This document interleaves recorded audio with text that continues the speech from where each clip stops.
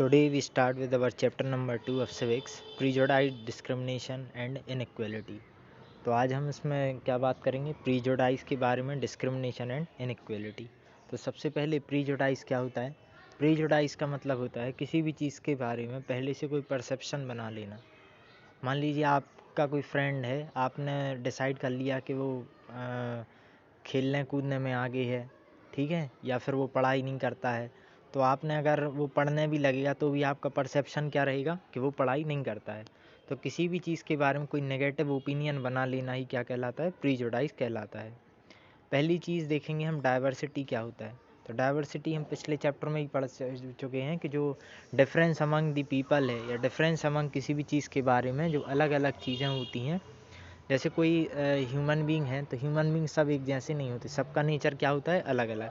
तो ये क्या बताता है, डाइवर्सिटी। लुक उनका अलग हो सकता है, भाषा वो अलग अलग बोल सकते हैं। तो ये सब क्या हो गया, किसके बारे में आता है, डाइवर्सिटी के बारे में। इसके बाद में हम जाते हैं प्रीजुडाइज। तो प्रीजुडाइज क्या होता है, किसी भी व्यक्ति के बारे में या किसी भी चीज़ के बारे में नेगेटिव ओपिनियन बना लेना क्या कहलाता है, प्रीजुडाइज कहलाता है।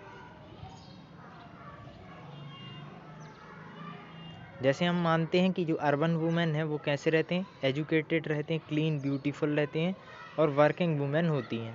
ठीक है, हमने मान लिया कि जो अर्बन लोग रहते हैं वो कैसे रहते हैं, एजुकेटेड रहते हैं, वेल मैनर्ड रहते हैं और क्लीन रहते हैं। इसी टाइप से अगर हमने मान लिया कि जो विलेज वगैरह के पीपल है वो कैसे रहते हैं, तो रफ़ नेचर के होते हैं, हार्ड वर्किंग होते हैं और पुअर होते हैं। ये हमारा क्या है, परसेप्शन है। तो ये जो परसेप्शन किसी भी चीज़ के बारे में होता है, ये क्या कहलाता है, प्रीजुडाइज कहलाता है। तो प्रीजुडाइज किस किस बेसिस पे किया जाता है, रिलीजियस बेसिस पे, कि मान ली किसी रिलीजन के बारे में हमने मान लिया कि ये बहुत ही ज़्यादा क्रिमिनल होते हैं, या कोई अदर एक्टिविटीज़ करते हैं, या पूजा पाठ करते हैं इस रिलीजन के हैं, तो या इस रिलीजन के हैं तो ये नॉन वेज खाते होंगे, वेज नहीं खाते होंगे, ये टाइप का परसेप्शन बना लेना। तो ये क्या कहलाता है, प्रीजुडाइज। फिर रीजनल डिफरेंस हो सकता है, कोई गुजराती कोई मराठी है, तो इस बेसिस पे भी हम कुछ डिफरेंस मान सकते हैं। लिंग्विस्टिक डिफरेंस मतलब भाषा के आधार पे, किसी को हमने मान लिया कोई हिंदी बोलता है तो ऐसा होगा, इंग्लिश बोलता है तो ऐसा होगा। लेकिन जब अगर हम इंग्लिश और हिंदी की बात करें तो जो जिस रीजन में रहता है वहाँ की भाषा बोलता है। फिज़िकल अपीयरेंस में जाते हैं हम, तो कुछ लोग फिज़िकल अपीयरेंस के बारे में देखकर भी स्टेटस बना लेते हैं। तो प्रीजुडाइज किसी भी चीज़ को करने के नुकसान क्या क्या हो सकते हैं, क्या क्या उसके लॉस हैं, वो हम डिस्कस करेंगे। तो इसके कारण हम क्या होते हैं, दूसरे को इन्फीरियर देखने लगते हैं, मतलब कम आंकने लगते हैं। अपने से क्या आंकने लगते हैं, कम। मान लीजिए हम अपने आप को ज़्यादा स्मार्ट समझते हैं कंपेयर टू द अदर। ये किसके कारण होता है, प्रीजुडाइज के कारण। We should discriminate towards them, उनके साथ हम कैसा करने लगते हैं, डिस्क्रिमिनेशन करने लगते हैं। जैसे हम कोई क्लास में हमारा फ्रेंड है, या कोई ऐसा स्टूडेंट है जिससे हम बात नहीं करते, तो हम अपना परसेप्शन बना लेते कि इससे बात करना बेकार है, ये लड़ाई करता है या पढ़ाई वगैरह नहीं करता है। तो इससे क्या होता है, they hurt the feeling of the other.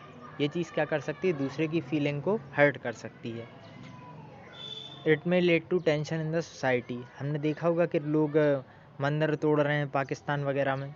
तो ये सब किसके कारण है, ये प्रीजुडाइज बना लिया है कि ये मतलब ये लोगों को यहाँ पे नहीं रहने देना है, तो इसके कारण टेंशन होती है सोसाइटी में। फिर आते हैं क्रिएटिंग स्टीरियोटाइप। स्टीरियोटाइप का मतलब होता है किसी भी चीज़ के बारे में एक टाइप से, प्रीजुडाइज और स्टीरियोटाइप एक ही चीज़ है। किसी भी पर्सन की अगर हम एक प्रकार की इमेज बना ले कि वो ऐसा है, तो वो क्या कहलाता है, स्टीरियोटाइप कहलाता है। जैसे हमने देखा, ये एक स्टोरी दी हुई है कि दो गर्ल हैं, एक अफसाना है और दूसरी क्या है, सीमा। तो अफसाना जो है वो लग्जरी कार से आती है और अर्बन एरिया को बिलोंग करती है, इंग्लिश स्पीकिंग है। और दूसरी उसकी फ्रेंड है सीमा, जो उसी स्कूल में है, तो वो एक दूसरे से बात नहीं करती हैं। वो जब उसके पास फ्रेंड बनाने जाती है तो वो उसको क्या कर देती है, मना कर देती है। तो ये क्यों है, ये उसके अफसाना को लगता है कि जो अगर मैं पुअर पीपल इससे बात करूँगी तो मेरा नेचर भी कैसा हो जाएगा, बदल जाएगा। तो इसलिए वो एक दूसरे को देखकर क्या करती हैं, रास्ता बदल देती हैं। अभी एक बर्थडे पार्टी का है कि जसविंदर और पार्थो क्या हैं, गुड फ्रेंड हैं, they are classmate. Jaswinder lives in a small locality invite her friend to the birthday party. Partho refuses the invitation because thinks of Jaswinder house would be small and messy. तो ये story है जसविंदर और किसके बारे में, पार्थो के बारे में। दोनों क्या हैं, अच्छे फ्रेंड हैं। लेकिन जब जसविंदर उसको बुलाता है किसको, पार्थो को, तो he refuse invitation due to small locality. जो एरिया है जसविंदर का वो कैसा है, स्मॉल लोकेलिटी, मतलब छोटी जगह पे है। तो वहाँ पे वो जाने से क्या कर देता है, मना कर देता है। However next day at school all friends praise Jaswinder house the yummy food and exciting party games. अगले दिन क्या होता है, जो उसके फ्रेंड होते हैं जो वहाँ पे गए होते हैं, तो they talk about programme that are organise for the birthday, yummy food and exciting party games. तो वो जो पार्थो था वो क्यों नहीं गया था, क्योंकि उसने डिसाइड कर लिया था कि जसविंदर का अगर घर छोटा है तो वहाँ पे जो फूड वगैरह होगा वो भी कैसा होगा, बेकार होगा, भले ही वो कैसे थे, फ्रेंड थे। तो ये दो चीज़ें हमने देखी कि किसी के भी बारे में स्टीरियोटाइप और प्रीजुडाइज क्या होता है। अब आते हैं हम बॉयज़ और गर्ल्स के बारे में। तो बॉयज़ के बारे में क्या सोचा जाता है, they are strong, if he want to cry then also we say you are boy, do not cry like a girl. तो ये एक हमने स्टीरियोटाइप बना लिया है कि गर्ल क्या करती हैं, रोती हैं, और बॉयज़ जो हैं वो रोते नहीं हैं। तो गर्ल्स के बारे में क्या हो सकता है, स्टीरियोटाइप कैसा है कि उनका जो नेचर है आर्टिस्टिक है, cry easily, sweet delicious singer and dancer, painter, cook. ये सब चीज़ें एक गर्ल में हो सकती हैं। इसी टाइप से जब हम बॉय के बारे में जाते हैं तो चाइल्ड को कैसे रखते हैं, तो बॉयज़ के बारे में माना जाता है कि they are smart and work hard, they do not cry and we say don't cry like a girl. इस टाइप से हम उसको बोलते हैं। फिर हम डिफरेंटली एबल्ड के पास में जाते हैं, जिसमें हैंडीकेप्ड या डिसेबल्ड लोग हैं। तो टू टर्म आते हैं यहाँ पे, डिफरेंटली एबल ये नया वर्ड है जिसको जोड़ा गया है हैंडीकेप पर्सन के लिए। डिफरेंटली एबल का मतलब ये है कि उनके पास कोई स्पेशल एबिलिटी होती है, भले ही उनके पास किसी चीज़ की कमी है। तो ऐसे पीपल जब भी हमें दिखते हैं तो हम उनको क्या सजेस्ट करते हैं कि दे आर सिंगर और dancer, they can not play, they right well. तो इस टाइप से हम उसको देखते हैं कि ये जो पीपल हैं ये काम ज़्यादा अच्छे से कर सकते हैं। अब कुछ और एग्जांपल देखते हैं हम स्टीरियोटाइप के।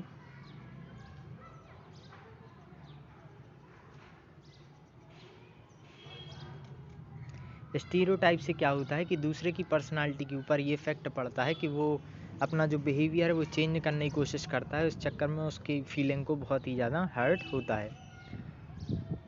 Over a period of time stereotype में चेंज इनटू प्रीजुडाइज, और लंबे समय तक स्टीरियोटाइप किस में बदल जाता है, प्रीजुडाइज में। मतलब उस व्यक्ति के बारे में हम फिर वही नेगेटिव ओपिनियन बना लेते हैं और वो व्यक्ति उसमें कन्वर्ट भी हो जाता है। अब डिस्क्रिमिनेशन इनइक्वालिटी क्या होती है, तो डिस्क्रिमिनेशन क्या है, unjust treatment of different group of people. मतलब किसी व्यक्ति को जेंडर, कास्ट या रिलीजन के बेसिस पे क्या करना, डिस्क्रिमिनेट करना। मान लीजिए कोई मंदिर जाता है और अदर कास्ट का व्यक्ति आता है, उसको रोका जाता है कि तुम इस कास्ट के हो, तुम मंदिर में एंट्री नहीं कर सकते हो। ये क्या कहलाता है, डिस्क्रिमिनेशन कहलाता है। तो डिस्क्रिमिनेशन क्या है, प्रीजुडाइज इन एक्शन, तो उसको हम क्या करेंगे, रोक देंगे। तो ये सोशल बायस। इसके बाद में in what way do people discriminate, तो डिस्क्रिमिनेट किस बेसिस पे हो सकता है, कलर के बेसिस पे, कास्ट के बेसिस पे, लैंग्वेज के बेसिस पे, या जेंडर के बेसिस पे डिस्क्रिमिनेशन हो सकता है।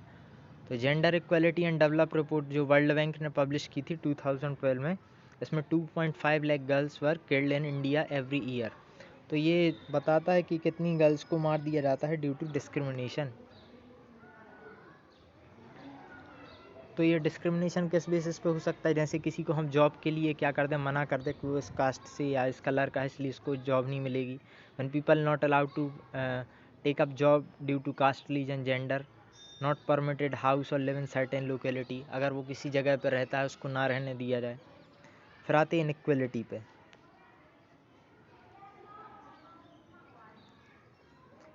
इनइक्वलिटी मतलब इक्वल अपॉर्चुनिटी का ना होना, ये क्या कहलाती है, इनइक्वलिटी कहलाती है।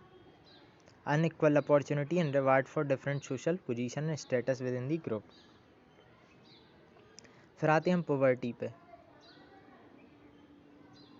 पॉवर्टी मतलब क्या होता है? गरीबी। तो ये जो है economically weaker then the other, ये एक ऐसी कंडीशन होती है जिसमें पर्सन क्या होता है?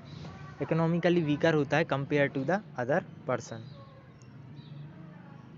इसमें जो है लोगों के पास बेसिक नीड जो क्लॉथिंग, शेल्टर और फूड है वो उसकी क्या होती है? कमी होती है।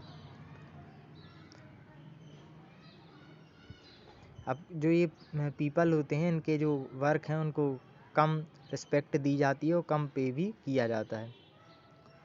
People who earn their living from cleaning, washing, cutting hair, making pottery, farming, carpentry, fishing, etc. are not given much respect। तो ये जो मीनियल काम करते हैं, मतलब छोटे काम करते हैं, उनके वर्क को रिस्पेक्ट भी नहीं मिलती है और पैसा भी कम मिलता है।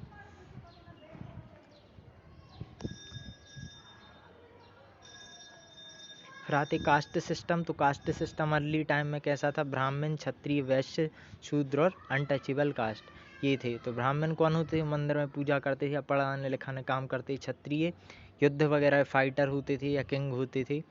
वैश्य जो थे वो क्या थे? लैंड ओनर थे या फिर जो बिजनेस वगैरह करते थे। शूद्र जो थे वो पीसेंट थे, गरीब या सरपेंट वगैरह हो गए। अनटचेबल कास्ट हो गए ये स्वीपर वगैरह हो गए वो। तो इस टाइप से ये कास्ट का डिवीज़न था at the early time. Striving for equality. इसके बाद में क्या हुआ कि अनटचेबल जो लोग थे उनको कॉन्स्टिट्यूशन ऑफ इंडिया ने 26 जनवरी 1950 को इक्वल अपॉर्चुनिटी प्रोवाइड करी।